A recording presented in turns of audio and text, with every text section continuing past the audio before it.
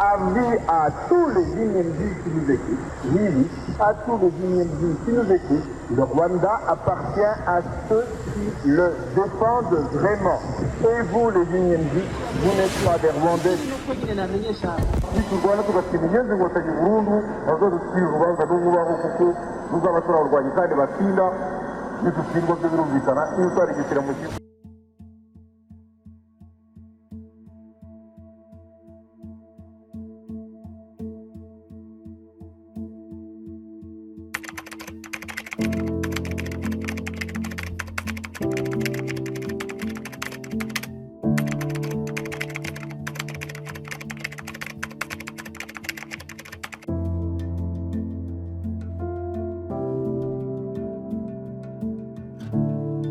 There is a storied history of ethnic and tribal aggressions in the course of expansion and domination in Africa, and this has caused people to shed blood.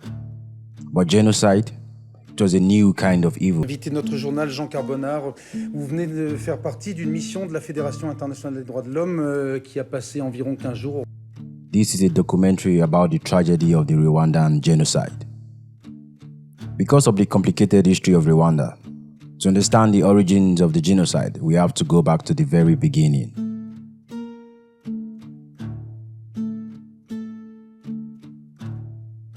The area of land that will later become present-day Rwanda is part of the Great Lakes region of Africa. This area is renowned for its massive system of lakes that empty into the Congo River.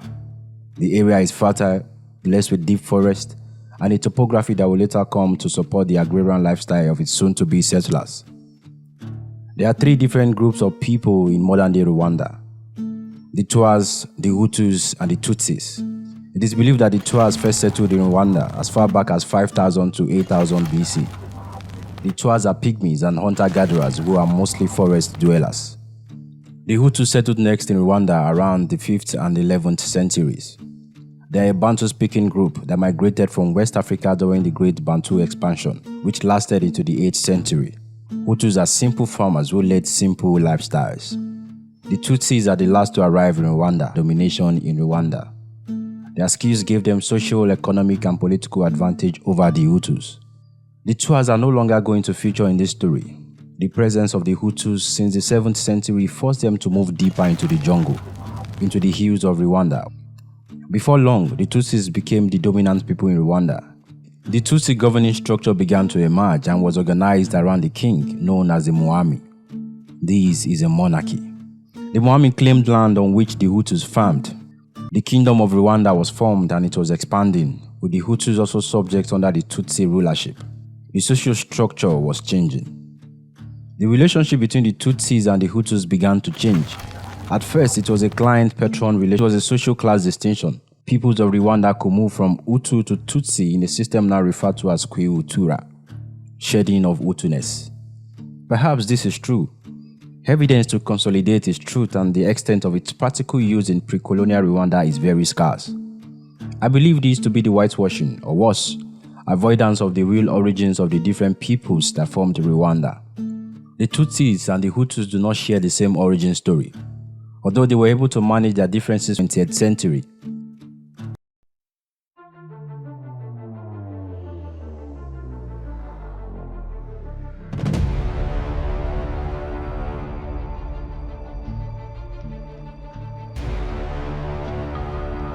It was the late 19th century. European presence in Africa is rapidly increasing. The presence of the Great Lakes in East Africa held massive promise for European superpowers, who would later come to struggle with one another for the possession of the area of Rwanda. Although Europeans came close to Rwanda before the later part of the 19th century, the region remained unpenetrated. By 1885, the area of Rwanda and Burundi was handed to Germany in the outcome of the infamous Berlin Conference. Some 9 years later, the first European penetration of Rwanda would be done by German Count von Gotzen, who would later become the governor of German East Africa.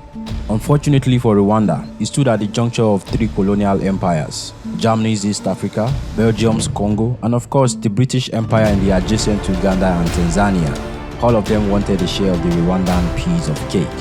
A new agreement in 1910 reaffirmed Germany's control of Rwanda. The German colonial administration of Rwanda was layered on the existing political structure.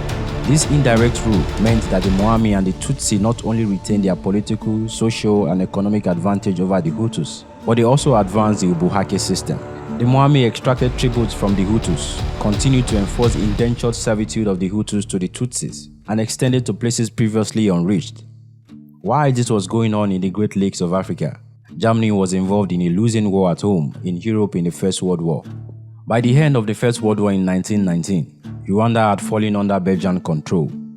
The Belgians arrived in 1916 and immediately things began to change. One of the first things the Belgians did was create a register system where Hutu intellectuals clearly separated themselves from the Tutsis and demanded that power be transferred to the Hutus since they were the majority.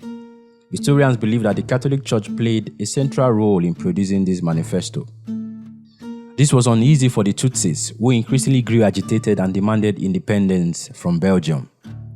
1959 became the turning point in the history of Rwanda. An uncertain number of Tutsi elite and civilians were killed. This was in response to an attack on Dominic Mboyumutwa, rumored to have been killed during the attack. The Tutsi launched a reprisal attack, and this marked the beginning of the Hutu social revolution that would eventually overturn the Tutsi monarchy of Rwanda.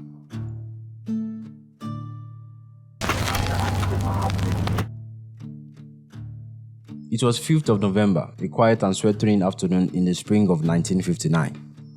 A Belgian colonel by the name of Guy Logiest arrives in Rwanda. 6 days later, he is appointed a military resident in the Belgian colony. 2 weeks later, on the 17th of November, he begins appointing new Hutu chiefs and sub-chiefs to replace the traditional Tutsi chiefs. This emboldened the Hutus, who began to purge the ruling system of Tutsis. Belgium was switching sides. The Tutsi monarchy was on the verge of collapse. Thousands of Tutsi fled to neighboring Uganda, Burundi, and Tanzania. The man whose rumored death was used as propaganda against the Tutsis would later become the interim president of Rwanda in 1961 until independence.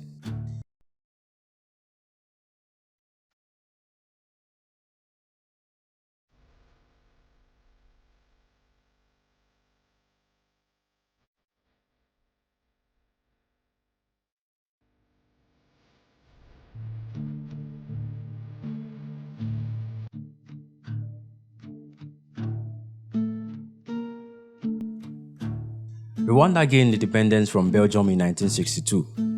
At the dawn of independence, Gregoire Kayibanda became president. It was Hutu. Hutu violence against the Tutsis raged on. Between 1959 and 1963, historians estimate that more than 12,000 Tutsis were systematically murdered, both men, women, and children. Rwanda under the new Hutu government was unlivable for them. Formed a court of leaders known as the Akazu, meaning the Little House. The Akazu is the central court of intellects and powerful men and women who pulled the levers of power and masterminded the systematic ethnic cleansing of the Tutsis. Although Habyarimana was the clear public figurehead leader of the Hutus in public, of course he was the president, but his government was deeply influenced by the mandates from the Akazu, which was mostly controlled by his wife, Agatha Habyarimana, and Theoneste Bagosora, nicknamed Colonel Apocalypse. These two were the most prominent figures surrounding the Hutu power ideology. Between 1975 and 1990, the Akazu would start and perfect the most sinister plan to cleanse Rwanda of the Tutsis. To the north of Rwanda, the children of Tutsi refugees who fled in 1959 would form a highly trained, highly strong Uganda. The resolution was that Hutu Rwanda would reintegrate the Tutsis. This was never achieved. The ceasefire was short-lived. The Akazu's plan had peaked. Extreme hate-mongering media. It was everywhere. A popular Rwandan radio station broadcasted hate speech in public. There was no reintegration in sight because the Hutu powers wanted only Rwanda for the Hutus and the victory of Yoweri Museveni in the Uganda Civil War, where he had acquired extensive experience in guerrilla warfare, an experience that would later serve his purpose in Rwanda 5 years later. This peace negotiation in Arusha, Tanzania, became known as the Arusha Accords, where Habyarimana signed the power-sharing agreement with the RPF and the Hutu opposition. The agreement infuriated the power extremists, the Akazu, particularly Colonel Bagosora. I am going back to Kigali to prepare the apocalypse.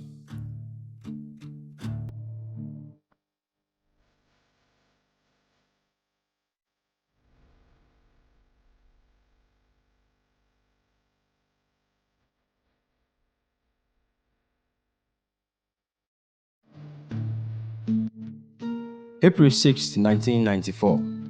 It is 5 a.m. in Tanzania. Habyarimana are flown in from Rwanda for a regional summit in the sprawling city of Dar es Salaam. By 1 p.m., the presidential plane is ready for the Kigali return flight. Together with him is the president of Burundi, Cyprien Ntaryamira. Before takeoff on the plane on return to Kigali, his face wrinkles with worry. The request is denied. 8 p.m. in Kigali, as the Falcon lowers from the sky into the runway, 2 missiles pierced through the dark night. The Falcon lit up. Down it went. Habyarimana is dead. The RPF never claimed the attack. A French intelligence report later found that the attack was masterminded by the Rwandan armed forces and by Colonel Bagosora. This was a combination of the Akazu plan. The propaganda was perfect. Hold the Tutsis responsible for the death of Habyarimana. By next morning, the plan went on like clockwork. Tutsis were hunted down by the Hutu. A Hutu became president in 1994. Paul Kagame was vice president and would later succeed Bizimungu in 2000. He has since remained the president of Rwanda. 30 years post-genocide, Rwanda is still trying to heal the deep wounds of its tragic past. But it has undoubtedly taken on the path of greatness as one of the most stable and prosperous nations in Africa.